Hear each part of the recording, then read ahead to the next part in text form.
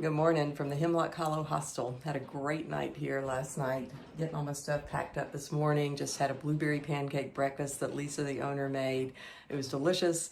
And heard the rain thundering down on this tin roof, and it's still pitter-pattering right now, but I was very grateful to be here and not under a tent.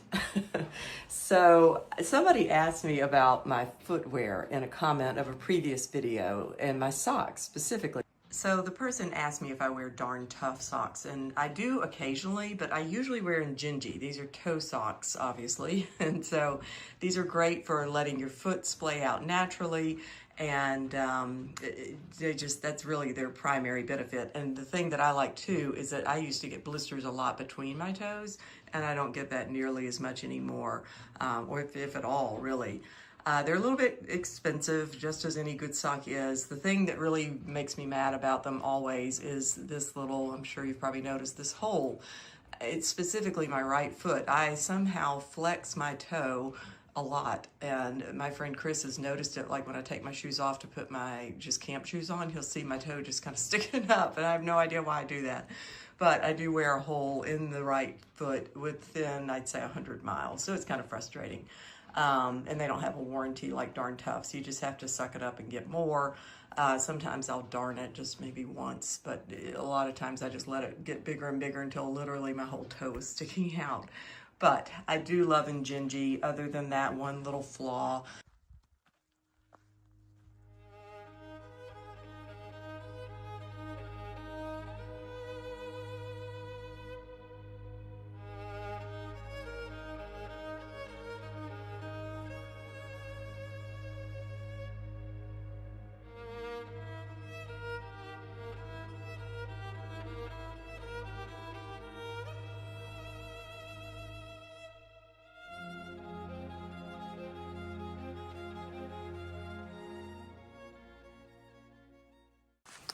So I'm standing here at White Rock Cliff.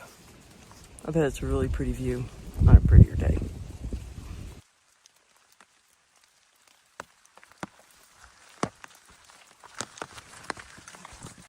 So my friend Sarah, who knows this part of the trail like the back of her hand, told me that when I get to this point where I could either take the ridgeline here or the bad weather route there, that unless it's actively pouring, I should go the exposed ridgeline. It is not actively pouring. It is raining. It's a little gusty. There's no thunder. There's no lightning. I think I know the path I'm going to take.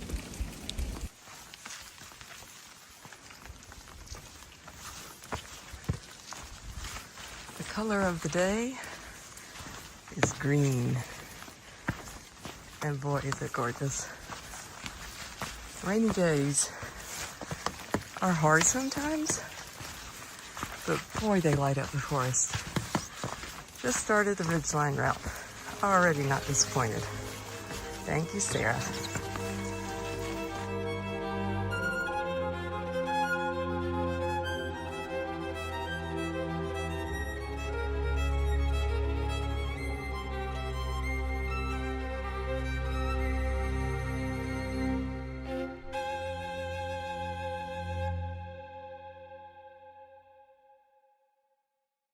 Standing here at a viewpoint called Howard's Rock.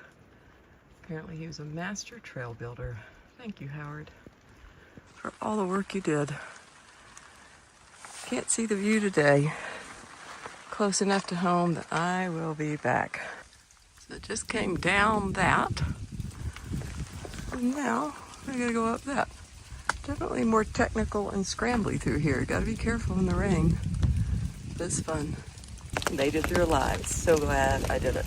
Awesome, awesome experience.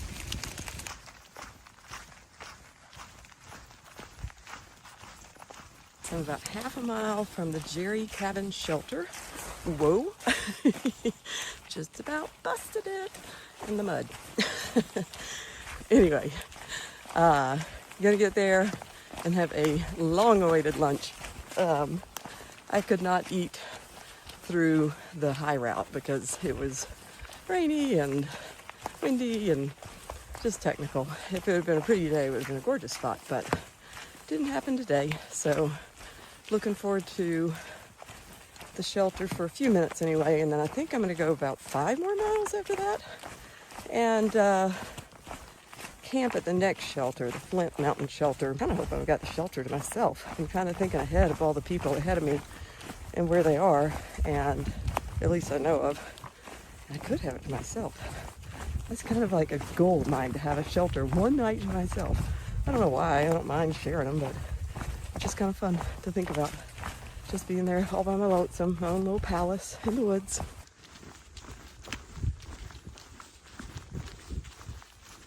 So I think I'll look back on my hike and have a handful of just really perfect days, really special days.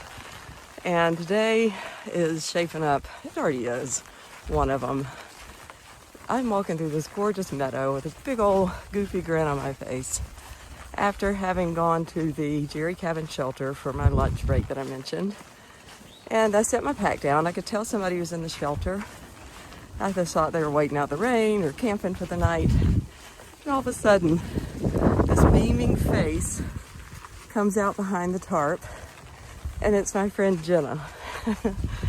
And Jenna is the acting manager of Blue Ridge Hiking Company right now. She is kind of another force of nature. I know so many strong women, and boy, they're who I strive to be like. Jenna's high on that list. She has so many accomplishments, but really what impresses me the most about Jenna always is just her kind heart. She's just wonderful. But anyway, she brought me Uncrustables and an orange Olipop and chocolate chip cookies, strawberries. She brought her dog Blueberry, so got my dog fix again. And man, just catching up with her was great. Jenna has gone after the unsupported record for the AT, and she was nearly there last year and had just horrible foot injuries, so that took her off trail pretty close to where I am now, and I hope she goes after it again. She'll get it.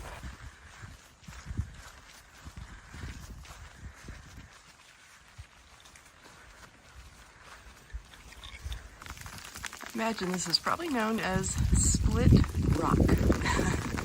Pretty cool.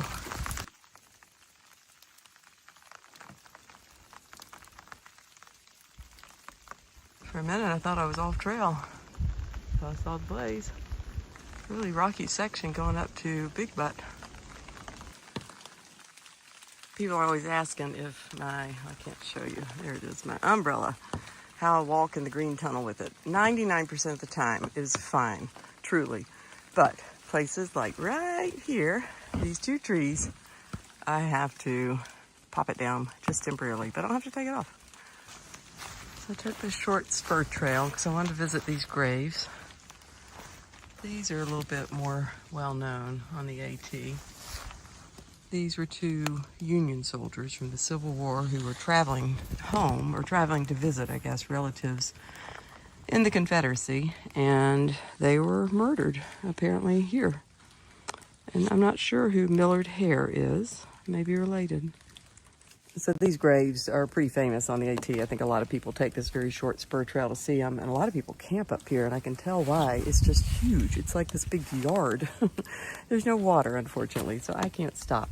But there's another story that happened just down the mountain from where I'm standing that is just as tragic, maybe even more so. Back in the days of the Civil War, people didn't always have a dog in the fight. They didn't own slaves, farmers, just small communities. They weren't these wealthy plantation owners. They didn't care. But there was a some type of law, I think a conscription law that was passed that forced them to enlist in the Confederacy, I guess kind of like a draft. And many of them defected and came home because they needed to support their families, because that's the way it was back then. But when this happened to this one community, Shelton Laurel, they were denied salt. Some of these families were denied salt when it was known that these relatives had defected. And this turned into a big hullabaloo. People went into the community of Marshall and raided the home of some top dog in the Confederacy, and his wife was there with scarlet fever, or the kids had scarlet fever, I guess. Somebody had it, but wasn't a good scene. So he got really angry about it. Nobody died in the looting. They just wanted salt. But he ordered these men to be executed, and many were executed in this lineup that weren't even involved in the looting, including a 13, 14, and 15-year-old boy. They were buried in shallow graves, and the next morning, I believe an older woman from the community went and brought these men home, and they are now resting at the bottom of this mountain, and it's on private property, so you can't go see it, but it's just a sad story. Ron Rash wrote a book about it. I've not read it yet, but I want to. Ron Rash is very well known and celebrated regional author who's written Serena, if you've ever heard of that. But you can check that out. I think there's maybe even a movie that pertains to that story. I don't know for sure, but something's jogging my memory saying that there is. But anyway, rest in peace, soldiers, and Millard, whoever Millard Hare is. I'm glad I came up here. About 3 more miles to the shelter, and I'll be at my temporary home for the night.